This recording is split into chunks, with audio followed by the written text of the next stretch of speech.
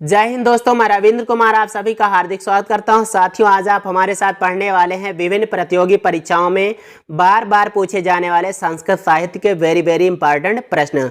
तो आइए देख लेते हैं। पहला प्रश्न दिया गया, संस्कृत साहित्य का आदि काव्य कौन सा है? विकल्प है पहला ऋग्वेद, दूसरा महाभारत, तीसरा रघुवंश महाकाव्यम और चौथा है रामायण। दोस्तों, यदि आप कुछ सोचना चाहते हैं तो वीडियो को पॉज करके सोच भी सकते हैं और हम आगे बढ़ते हैं। तो यहाँ पर विकल्प सही हो जाएगा चौथा। अब ये देखिए, जब यह आदि काव्य है तो इसके जो प्रणेता होंगे यानी इसके जो रचनाकार होंगे वे आदि कवि कहलाएंगे। तो इसके जो प्रणेता हैं यानी रचनाकार हैं वे हैं आदि कवि महर्षि वाल्मीकि।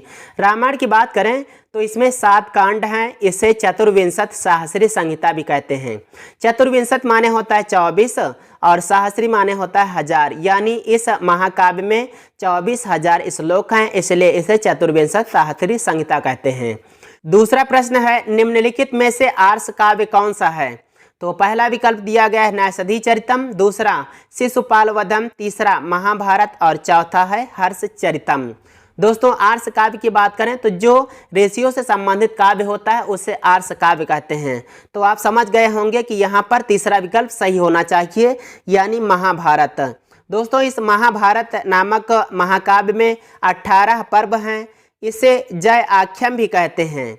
इसमें 1,00,000 श्लोक हैं, इसलिए इसे शत सहस्री संहिता भी कहते हैं। शत माने होता है 100 और सहस्री माने होता है 1000, यानी 1000 वाला। तो 100,000 यानी 1,00,000 श्लोक वाला जो काव्य है, जो महाकाव्य है, वो महाभारत है। इसके प्रणेता वेद व्यास जी हैं और वेद व्यास जी को कृष्ण द्वैपायन भी कहते हैं। तीसरा प्रश्न, रघुवंश महाकाव्यम में कितने सर्ग हैं? तो यहाँ पहला विकल्प दिया गया 17, दूसरा 18, तीसरा 19 और चौथा विकल्प हो जाएगा 20। तो यहाँ पर तीसरा विकल्प सही हो जाएगा, यानी इसमें 19 सर्ग हैं। दोस्तों, इस रघुवंश नामक महाकाव्य में 1569 श्लोक हैं और यह महाकाव्य महाकवि कालिदास जी का है। इस रघुवंश नामक महाकाव्य में रघुवंशीय यानी रघुकुल के 31 राजाओं का वर्णन किया गया है, जिसमें पहले राजा दिलीप हैं और अंतिम अग्निवर्ण हैं। अगर इसके मंगलाचरण की बात करें तो उसमें शिव जी की वंदना की गई है, और अगर गणना की बात करें तो इसकी गणना लघुत्रयी में की जाती है। इसका प्रधान रस श्रृंगार है और इसका आधार ग्रंथ रामायण है। नायक नायिका की बात करें तो श्री रामचंद्र जी इसके नायक और सीता जी इसकी नायिका हैं। और विशेष बात है ये कि दूसरे सर्ग में यानी इसके दूसरे सर्ग में दिलीप की गो सेवा का वर्णन है। ये वही गो है, वही गाय है जिसका नाम नंदिनी है, जिससे इन्हें पुत्र रत्न का आशीर्वाद मिला था। चौथा प्रश्न, निम्नलिखित में से किसकी बृहत्त्रयी में गणना नहीं की जाती है? तो यहाँ पर पहला विकल्प दिया गया है शिशुपाल वधम, दूसरा किरातार्जुनीयम, तीसरा विकल्प है नैषधि चरितम और चौथा है मेघदूतम। अब प्रश्न में दिया गया है बृहत्त्रयी में गणना नहीं की जाती है, तो इसमें जो 3 होंगे उनकी गणना की जाती होगी और एक ऐसा है जो चौथा विकल्प यानी मेघदूतम, इसकी बृहत्त्रयी में गणना नहीं की जाती है।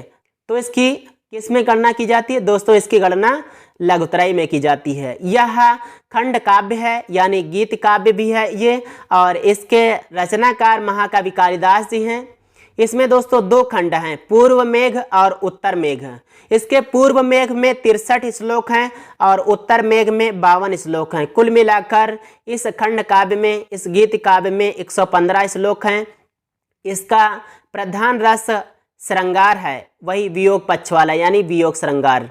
इसके नायक नायिका की बात करें तो नायक इसका यक्ष है और नायिका यक्षड़ी है। आज का 5वां और अंतिम प्रश्न, मेघदूतम में मुख्य रूप से किस छंद का प्रयोग हुआ है?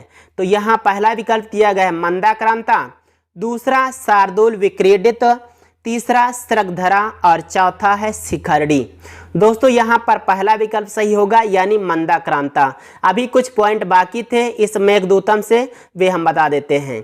देखिए, यहाँ पर जो अभिशप्त हुआ था वो यक्ष, वो रामगिरी पर्वत पर रहता था, और जबकि सारे यक्षों का निवास स्थान अलकापुरी में माना जाता है। और जो यह यक्ष है यह कुबेर का सेवक है। साथियों, यह वीडियो आपको कैसा लगा आप कमेंट करके ज़रूर बताएं, और यदि पसंद आए तो लाइक करें, दोस्तों को शेयर करें, और यदि आप इस चैनल पर नए हैं तो चैनल को भी सब्सक्राइब करें। आइए दोस्तों, चलते हैं अगले वीडियो को लेकर, हम फिर से उपस्थित होंगे। जय हिंद, वंदे मातरम।